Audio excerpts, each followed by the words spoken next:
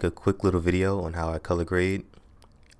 I kind of came up with like this node tree that's completely built off of the print film LUTs in DaVinci Resolve. This is kind of what I came up with. So this is just how I do things. Once you make your project, go into the settings. You want to go into color management and you want to copy this because we're going to be working in DaVinci wide gamut, right? Another thing you want to change is this right here. You want to make sure that this is set to tetrahedral and not trilinear. One more thing that we're going to do in this menu is we're going to go into general options and we're going to untick use S-curve for contrast. This is what it's going to look like when you first apply it, and you can see it's messed up. So what we're going to do is we're going to go into node number 2 right here that says YG. This is going to be our color space transform. Don't touch these two options, but in my case I'm using S-Log3 shot on the A7 IV, so I would choose sgamut3.cine, and then I would also choose S-Log3. Now we're gonna want to balance our image, right? So right now it still looks messed up. Right off the bat I'm noticing its highlights way too strong, so I'm gonna go into the log wheels and I'm gonna just bring these, I'm just gonna bring the highlights all the way down. And something like this looks good, right? So this automatically looks a million times better.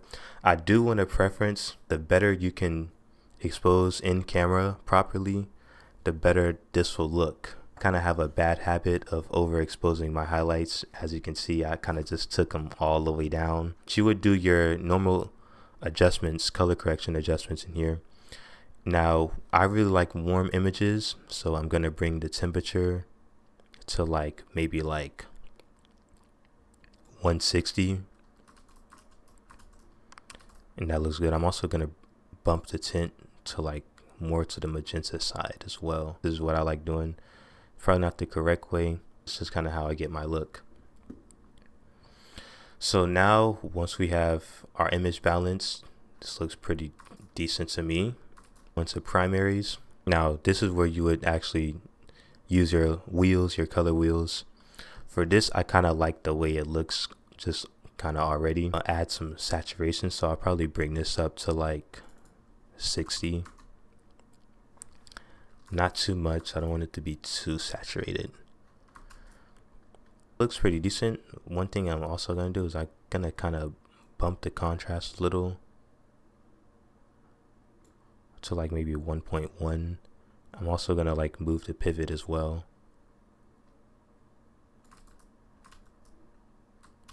That looks pretty decent. I'm going to take this down a little bit. Just going to add a little bit of contrast. I don't want to go too crazy on it. Another thing I'm going to do is, this is completely optional, but since I really like warm images, I'm going to enable this node right here that says warmth.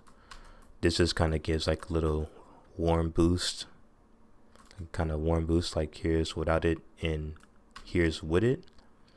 That's just another thing I really love doing, but it's disabled by default. If you go into film effects, this node right here, you can click this and show compound node. This is where you would have all your film effects. I know grain doesn't work in the free version, but this is kind of a slight effect that I have. Then film blur is also another slight effect that I have. You turn this off if you want a more sharp look. If you want a more sharp image, you would turn this node off, but I'm gonna keep it on. Halation is also one of those slight effects. You can see that it's just kind of a really slight effect. I don't really like to blast my footage with halation like a lot of people do. I just kind of make sure it's minimal. I kind of make sure that it's there, but you won't notice it unless you actually look for it, you know? So that's this node tree. You can also change the values in these too. For example, the grain, I just have it set to this. Defocus does the similar thing to film blur. This just makes it more sharp, but I'm gonna keep it at that value, or I'm gonna actually decrease it just a little bit because I do want this image to be kind of soft. Then for node number 8, we can show compound node, and this is where I have two options right here. You can also change this, right? This is just the D55 version of this LUT that's already in Resolve. You can change this. D55 is pretty warm, but you can change it to like D60 or something and have a less warm image. But me, I love warm images, so I'm just gonna keep that how it is. And I also added the Fuji version of this LUT as well. I don't know how to explain the differences between these, but they do look different, right? So like this is Fuji and this is the Kodak one. I'm gonna leave it at the Kodak one just for now, but it's all personal taste. Like if you wanted to use the Fuji, you can. It's all personal taste. Like sometimes I use it, but most of the time I'm using the Kodak one. But the option is there, and you can change the same thing as well. They also have Fuji D60 and D65, things like that. Density it's kind of like a contrast and saturation boost at the same time. Like here's density off, here's density on.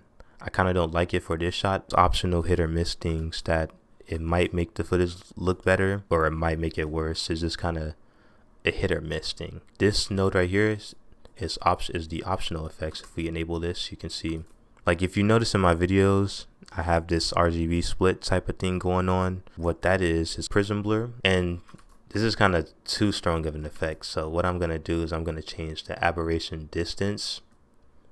I'm gonna like change this to like maybe like 6, and that looks so much better. These two nodes are like, let's say if you want extra halation, let's say you want a halation boost, you can enable this. For this, I feel like it will look decent. It's really hard to tell. You can also like change this. You can also change the settings in here too. Extra pro mist, I keep this off. I don't know. This is also like really hit or miss because we already have glow enabled in the film effects node. So I just usually keep this disabled, but it's optional, right? And that's pretty much this image. Here's what we started with. Here's what we ended with. All right, so here's an 8-bit clip, right? This is 8-bit footage. This is shot on the A6500 and S-Log2. Now to show you that this works on like any camera, I'm going to be using this as an example, right? So what we're going to follow the same process. We're going to apply the power grade, and as you can see, messed up. What we're going to do is we're going to fix it. Do S-Gamut 3 Cine because that's what I shot it in, and S-Log2. I have a bad habit of exposing highlights, so I'm just going to bring this like all the way down, right? And I'm also going to bring the shadows a little bit down too, just for this shot. And you can see that's a few clicks and we're pretty much like, we didn't even balance the image yet. So what I'm also going to do is I'm going to go, see here, I'm going to also make this warmer. I'm going to make this probably like 100. I'm actually going to move this to the green a little bit since there's already kind of a lot of magenta going on. Let's see, that looks pretty decent. And we got this in like a few clicks, right?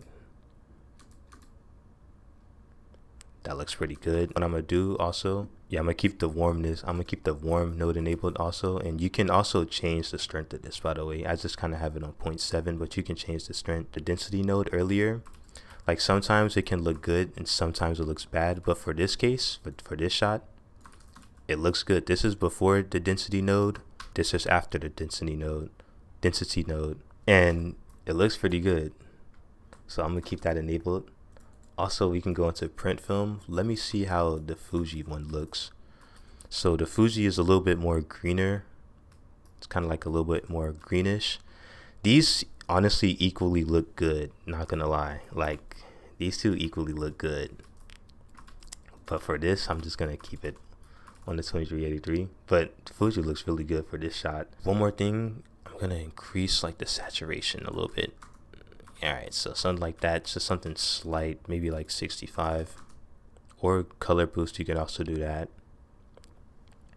And I'm also gonna go back into the optional effects. I'm gonna lower this to like 0.6, and that's pretty much this shot finished. And this shot is pretty much finished. The before, and here's the after.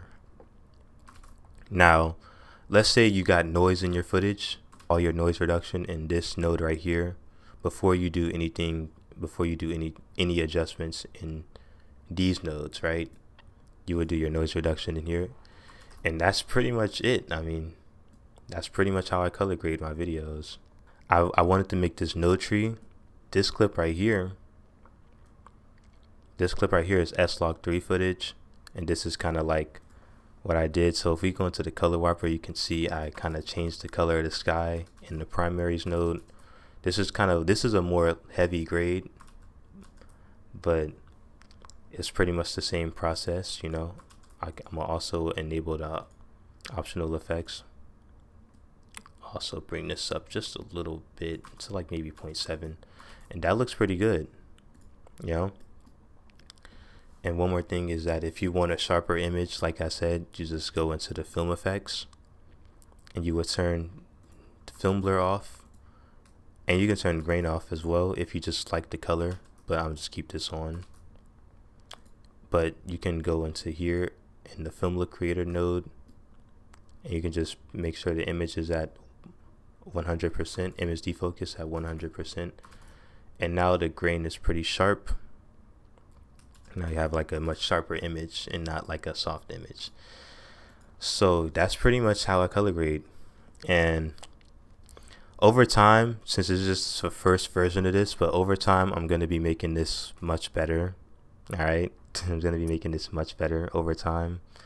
So do give me suggestions on things that I should change or add, since this is just the first iteration of this power grade. It's also going to stay free. I'm going to leave a link down in the description to the actual power grade. And yeah, that's pretty much it. You can see this clip right here as well. This is before and this is after. That's pretty much how I color grade.